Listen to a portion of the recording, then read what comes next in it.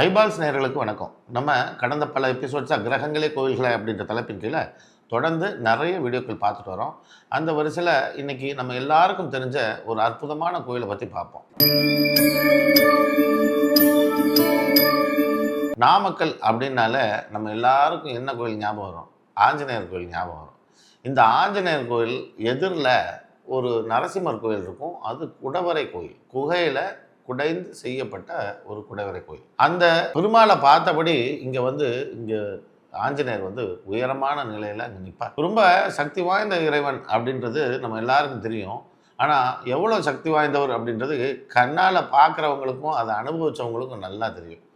பொதுவாக உங்கள் ஜாதகத்தில் செவ்வாய் தன்னுடைய சொந்த வீட்டை பார்வை செய்துக்கிட்டு இருக்க மாதிரி இருந்தாலும் சரி, உச்ச வீட்டை செவ்வாய் பார்வை செய்தாலும் சரி, குறிப்பாக மகரத்தை உச்ச வீட்டை செவ்வாய் பார்வை செய்துட்டாலே ஆஞ்சநேயர் வருவார்.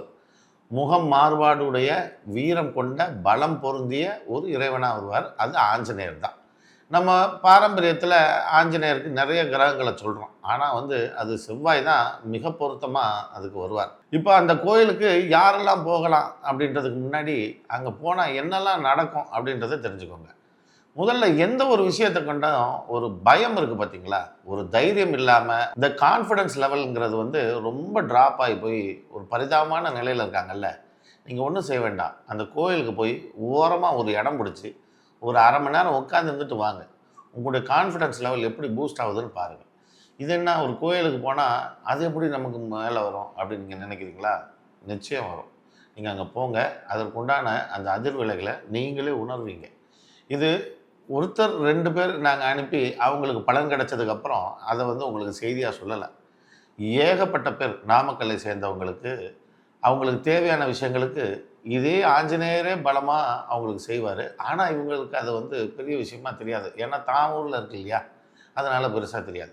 எப்படி மெட்ராஸ்காரங்களுக்கு பீச் பெருசாக தெரியாதோ, திருச்சிக்காரங்களுக்கு காவேரி பெருசாக தெரியாதோ, நாமக்கல்காரங்களுக்கு அந்த ஆஞ்சநேயர் பெருசாக தெரியாது.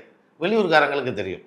ஆனால் நான் சொல்லி நாமக்கல்காரங்களே அங்கே போய் பல பேர் பலன் அடைஞ்சவங்க இருக்காங்க. விளையாட்டாக ஒரு 2-3 மாதம் முன்னாடி நான் என் நண்பர்களோட நாமக்கல் போக வேண்டிய சூழ்நிலை வந்தது. ஆஞ்சநேயரை பார்த்துடலான்ட்டு போய் அங்கே காரை நிறுத்துகிறோம். காரை பார்க் பண்ணுறதுக்கு இடம் இல்லை. இங்கே சுற்றுறோம், அங்கே சுற்றுறோம், காரை பார்க் பண்ணுறதுக்கு இடம் இல்லை. இங்கே கடைசியில் ஒரு இடம் கிடச்சிது. கார் பார்க் பண்ணிட்டு போகிறப்ப எங்கள் நண்பர்களுக்குள்ளே ஒரு விவாதம். இப்போ ஆஞ்சநேயருக்கு வெத்தலை மாலை வாங்கிட்டு போகலாமா அப்படின்னு கேட்குறோம். என் நண்பர் இல்லை வெத்தலை மாலை வேணாம், பூ மாலை ஏதாவது வாங்கிட்டு போகலாமா, இல்லை வெத்தலை மாலை வாங்கிட்டு போகலாம் அப்படின்னு சொல்லிட்டு கடைசியில் என்னென்னவோ ஆர்கியூ பண்ணுறோம். ஆனால் அந்த வெத்தலை மாலை வாங்கணும்னு 3 பேரும் பேசுகிறோம். நாங்கள் சொல்லும்போது அடுத்த 2 பேரும் ஒத்துக்கலை. சரி வேணாம் வெத்தலை மாலை வா அப்படின்னு சொல்லிட்டு நேராக போகிறோம். எங்களை பார்த்தோன்னே என்ன சர்வத்தரில் அந்த கோயிலில் இருக்கக்கூடிய ஐயர் அந்த கதவை திறந்து உள்ளே வாங்க அப்படின்னாரு. ஒரு கூட்டம் ஒன்றும் பெரிய அளவில் இல்லை. எங்களை மட்டும் உள்ளே வர சொன்னார்.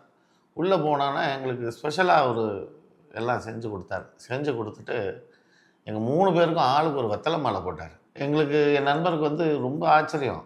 அப்பா நம்ம வெத்தலை மாலை கொடுக்கலான்னு பேசி வாசலில் இவ்வளோ நேரம் ஆர்கியூ பண்ணோம். கடைசியில் நமக்கு வெத்தலை மாலை அவர் கொடுத்துட்டாருப்பா அப்படின்னு சொல்லிட்டு ரொம்ப ஆச்சரியம். இதை முடிச்சுட்டு நாங்கள் வெளியில் வரோம். வெளியில் வரும்போது என்னுடைய வீடியோ பார்க்கக்கூடிய ஒரு சந்தாதாரர் அவங்க என்னை சந்தித்தாங்க. அங்கே சார் நீங்கள் இன்னார் தானே அப்படின்னா, ஆமாம் நான் இன்னார் தான் அப்படின்னா, அவங்க சொன்னாங்க, சார் இந்த கோயிலுக்கு நீங்கள் ரெகுலராக யார் வர்றாங்களோ அவங்களுக்கு ஒரு அதிசயம் நடக்குது சார். நாங்கள் என்ன அதிசயம் நடக்குதுன்னு சொல்லி கேட்டேன். அப்போ அவங்க சொல்கிறாங்க, இந்த கோயிலுக்கு மணமாகாத பெண்கள் இருக்காங்க இல்லையா, இந்த மணமாகாத பெண்கள் தொடர்ச்சியாக 9 வாரம் இந்த கோயிலுக்கு வந்துட்டு போனாங்கன்னா இங்கே இவங்களுக்கு திருமணம் ஆகிடுது சார் அப்படின்னாங்க. எனக்கு இது கேட்குறதுக்கு சுவாரஸ்யமாக இருந்தால் கூட கிரக ரீதியாக இது முழுசாக ஒத்து வரணும்னு நான் எடுத்துக்க முடியாது.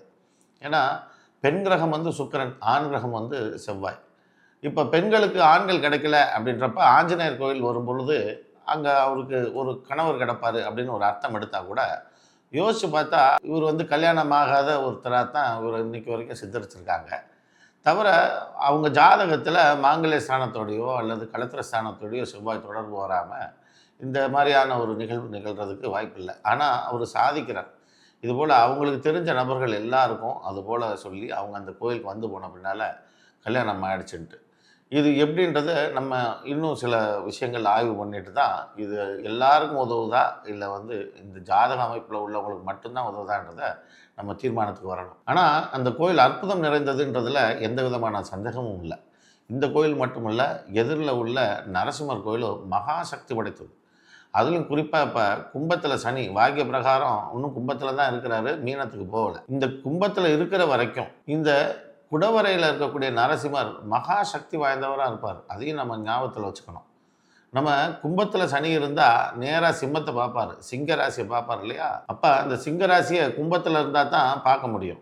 அப்போது இந்த இடத்துக்கு நரசிம்மர் மிக பலம் பொருந்தியவராக இருப்பார். நரசிம்மருக்கு நேர் எதிரில் செவ்வாய் இருக்கிறதுனால இப்போது இந்த காலகட்டத்தில் சிம்மத்தில் யாருக்கெல்லாம் செவ்வாய் இருந்தாலும் கூட இந்த நேரத்தில் அங்கே போயிட்டு வரும்போது மிகச்சிறப்பான ஒரு நற்பலன்களை நடக்கும்ன்றதை தெரிவிச்சுட்டு, இது போல் அதிசயமான அற்புதமான கோயில்கள் நம்ம தமிழ்நாட்டில் நிறைய இருக்குது.